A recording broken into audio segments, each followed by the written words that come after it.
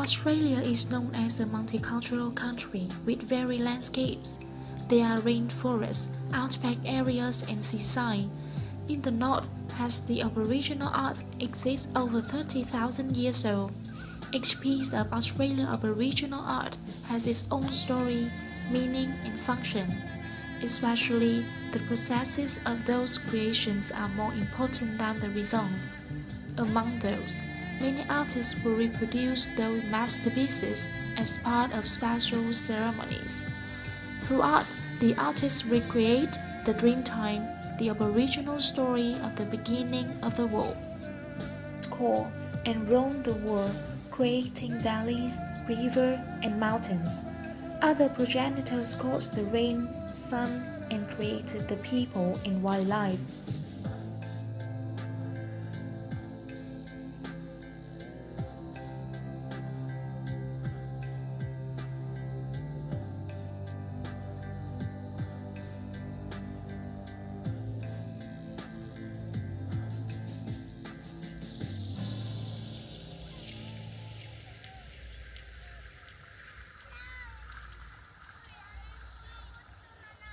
The belief in the Dreamtimes is, in a sense, a religious ideology for all Aborigines, whatever their tribe, and forms the basis of Aboriginal belief to have two souls, one mortal and one immortal, linked with their ancestral spirit. Therefore, Aborigines believe some of the ancestors metamorphose into nature as in rock or rivers, where they remain spiritually alive. Aboriginal art is the oldest form of artistic expression in the world. All the Aboriginal artworks tell particular stories. They can be based on artist stories, which are about their family, adoption, warriors, and daily life chores such as food gathering and hunting. Aside from their own stories, the artists convey historical or sacred information of a tribe in order to symbolize Aborigines' Dreamtime. Indigenous people do not have written language.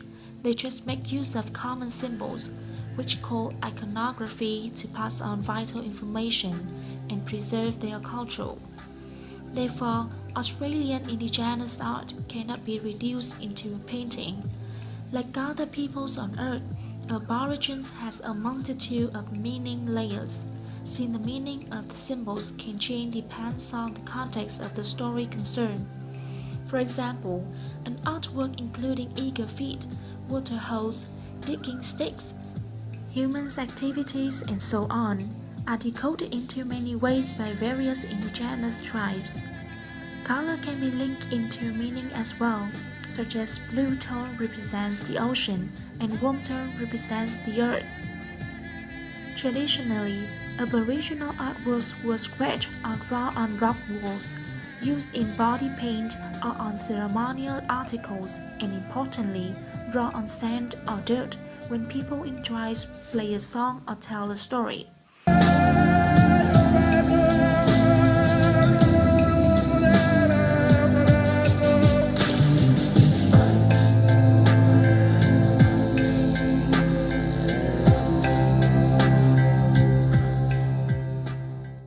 Not until 1970, an Australian teacher encouraged Aboriginal children drawing mysterious symbols on board and canvas. And since then, Australian Aborigines began developing contemporary art form.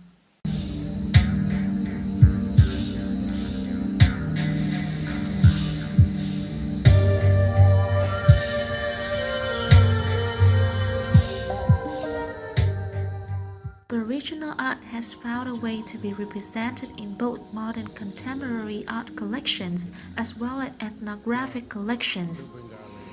While some elements of naturalistic depiction exist, particularly in Arnhem Land, the stylized representation and use of art pigments has generally placed it in an ethnographic context. The desert artists used symbolic abstraction has been the key to this work, transferring into the modern contemporary art world. Today, the notion of the oldest continuous living culture also being part of the most contemporary modern artistic output is a challenge to our ideas of contemporary Aboriginal culture.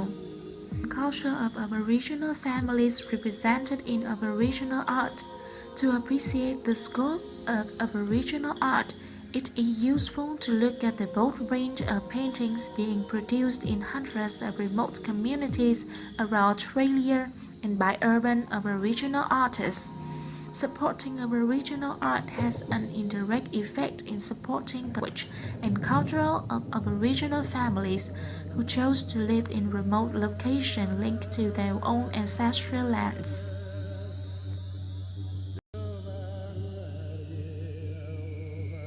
In conclusion, Aboriginal art can be considered as the sole symbol of Australia. Thanks to it, the new generations can have a better look at the beginning of the world, especially in Dreamtime. Aboriginal art is truly the quintessence in Australia's culture.